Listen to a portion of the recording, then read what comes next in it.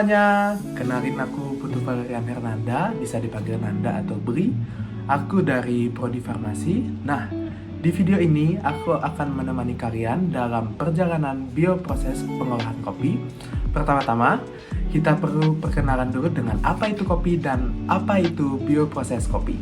Nah, kopi adalah minuman hasil seduhan dari biji tanaman coffea.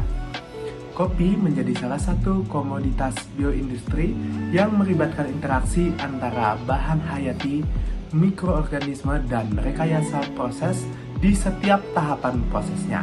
Kemudian, untuk bioproses pengolahan kopi sendiri adalah pemanfaatan prinsip bioteknologi dan mikrobiologi dalam tahapan pengolahan kopi. Dalam praktiknya, bioproses kopi meliputi pemilihan mikroorganisme, pengaturan kondisi fermentasi, serta evaluasi sensoris untuk meningkatkan rasa kopi yang unik dan konsisten. Setelah mengetahui dasar-dasar tentang kopi dan bioproses kopi, kita akan melanjutkan perjalanan kita menuju pemetikan kopi. Kopi yang kita petik adalah kopi berjenis kopi Robusta.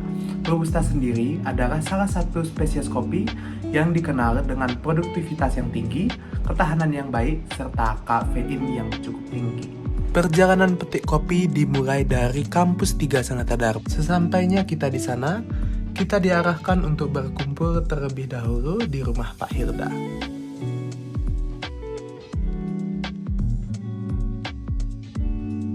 Di sana kami disambut dan disajikan dengan teh dan makanan ringan. Di rumah Pak Hilda, terdapat kopi hasil proses pasca panen yang telah diolah. Dapat dilihat bahwa kopi yang dihasilkan dalam keadaan yang baik dan siap untuk dijual.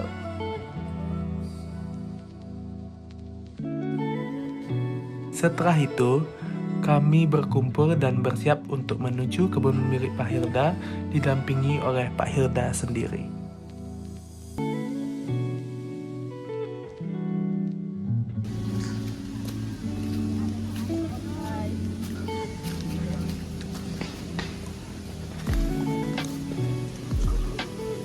Sesampainya kami di kebun Pak Hilda, kami diberi arahan serta penjelasan mengenai karakteristik dari kebun milik Pak Hilda. Setelah itu, kami melanjutkan kegiatan untuk melakukan observasi kebun. Mulai dari mengukur pH tanah, mengukur kelembaban tanah, mengamati karakteristik dari daun kopi Robusta, serta mengamati karakteristik buah kopi Robusta. Setelah puas melakukan observasi, kami diarahkan kembali untuk makan siang. Nah, setelah pemetikan kopi, kita lanjutkan dengan proses pasca panen kopi. Pertama, dimulai dengan penyiapan starter. Alat dan bahan yang digunakan terdiri dari anggur segar 100 gram, air panas, wadah starter, gula, dan sendok untuk mengaduk campuran. Anggur dihaluskan dengan cara diremas terlebih dahulu menggunakan tangan. Kemudian gula dilarutkan dengan air panas. Larutan gula kemudian dimasukkan ke dalam wadah starter. Kemudian campuran diaduk dengan bantuan sendok.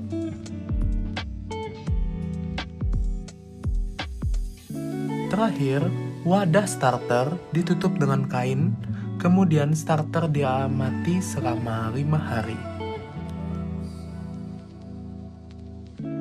Nah, ini adalah kondisi starter pada hari yang pertama.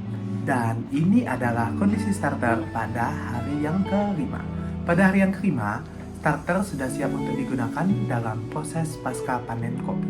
Nah, setelah starter sudah siap, saatnya menuju proses pasca panen kopi. Pertama-tama, biji kopi Robusta ditimbang sebanyak 1 kg. Kemudian, dilakukan pencucian dengan menggunakan air bersih. Kemudian dilakukan pengukuran nilai Brix dengan menggunakan refraktometer. Kemudian kulit luar biji kopi dikupas dan ditimbang. Biji kopi yang sudah ditimbang bobotnya dimasukkan ke dalam wadah fermentasi. Dimasukkan juga kulit kopi yang sudah dikupas tadi.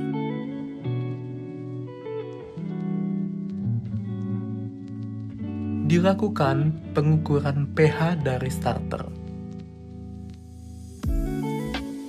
Kemudian, starter dimasukkan ke dalam wadah fermentasi. Kemudian, dilakukan pengukuran suhu dari campuran fermentasi. Terakhir, campuran fermentasi diaduk merata dengan cara dikocok. Setelah selesai menyiapkan kopi yang akan digunakan, kita lanjutkan dengan proses fermentasi. Fermentasi dilakukan selama 3 hari dengan dilakukan pemantauan setiap 6 jam sekali. Pada pengamatan 6 jam pertama, didapat hasil pengukuran yakni suhu 20 derajat Celcius dengan pH 4. Pada pengamatan 6 jam kedua, didapatkan hasil pengukuran suhu 29 derajat Celcius dengan pH 4. Kemudian pada pengamatan 6 jam ketiga, didapatkan hasil pengukuran suhu 30 derajat Celcius dengan pH 4. Nah, pada pengamatan terakhir, didapatkan hasil pengukuran yakni suhu 29 derajat Celcius dengan pH 4. Adanya peningkatan suhu dari 20 derajat Celcius menjadi 31 derajat Celcius menunjukkan terjadinya aktivitas mikroba yang intens, yang mana mikroorganisme dari starter sedang memecah sisa lendir atau mucirago pada permukaan biji kopi. Kemudian, suhu yang turun pada pengamatan terakhir menunjukkan bahwa proses fermentasi telah kembali ke keadaan stasioner. pH yang stabil pada pH 4 menunjukkan bahwa fermentasi berlangsung pada kondisi asam yang optimal. Setelah proses fermentasi selesai, dilanjutkan dengan proses pengeringan. Nah, untuk proses pengeringan dilakukan dengan oven pada suhu 40 derajat Celcius selama 3 hari.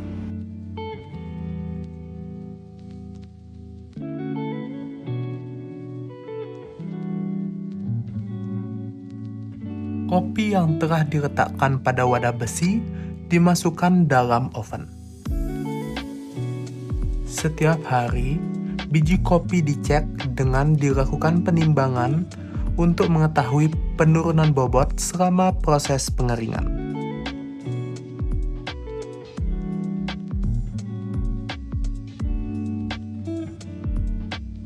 Setelah 3 hari, untuk mengetahui tingkat kekeringan kopi, dilakukan pengukuran kadar air. Nah, setelah 3 hari, didapatkan kadar air pada biji sebesar 10,4%, yang mana sudah ideal karena sudah berada di bawah batas kadar air yakni kurang dari 12%.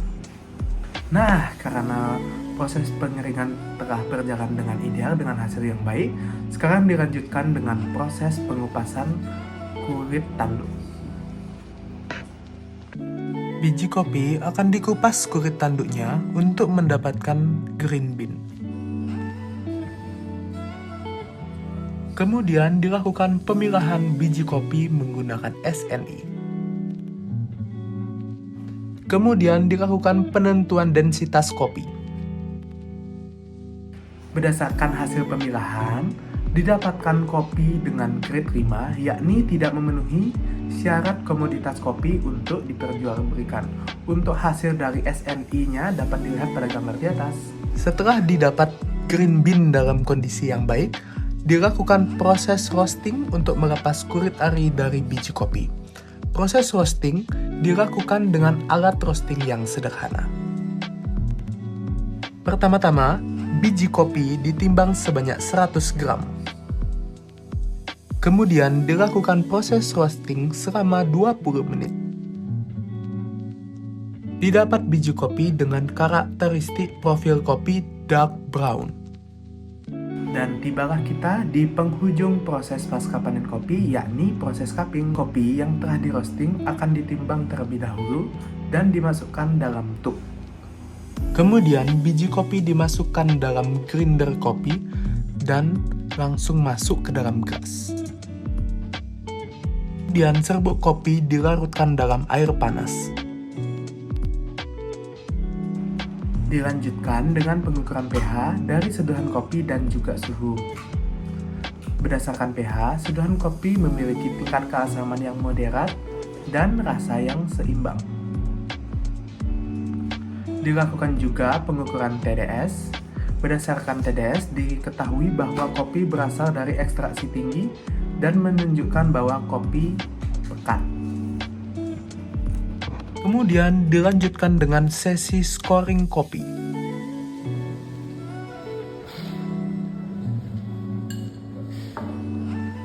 Scoring kopi dilakukan oleh barista terpilih. Untuk kopi hasil bioproses pengolahan kopi untuk kelompok kami didapatkan hasil seperti berikut. Kemudian dilanjutkan dengan sesi diskusi bersama barista penilai. Meskipun memang rasanya kompleks dan setelah ditemui satu poin kira-kira dia bagusnya di area. Dan ditutup dengan sesi diskusi bersama dosen. Nah, berakhir sudah perjalanan bioproses pengolahan kopi kita. Aku harap kalian mendapatkan pelajaran tentang perjalanan kopi dari biji hingga cangkir. Dan sekian dari aku, sampai jumpa di kesempatan lainnya. Dan akhir kata, terima kasih kelas bioproses kopi. Bioproses kopi.